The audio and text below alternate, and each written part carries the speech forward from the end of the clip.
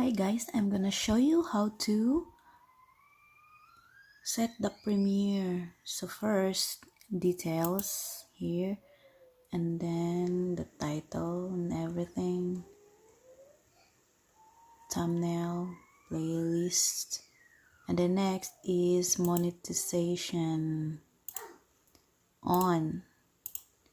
Next is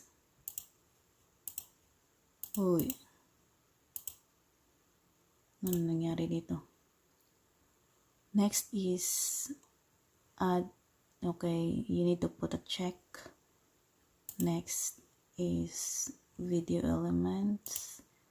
Here is the thing, the final destination, schedule, visibility, schedule, and then you're gonna set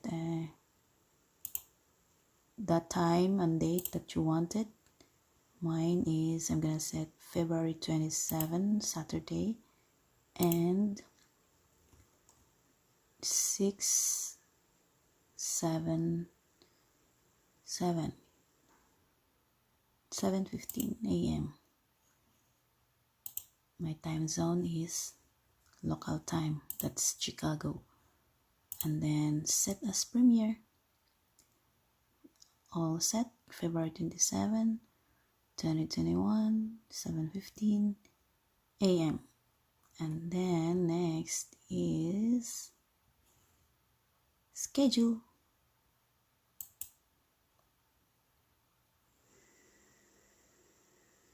Alright, there you go, all set. You need just to wait until it's gonna be done uploading, and then you're all set. Here, your video will premiere on February 27, 2021 at 7:15 a.m. Once uploading and processing finishes, keep this browser tab open until uploading completes. Alright, so I'm just gonna leave it like that until it's gonna full upload. Okay, thank you for watching.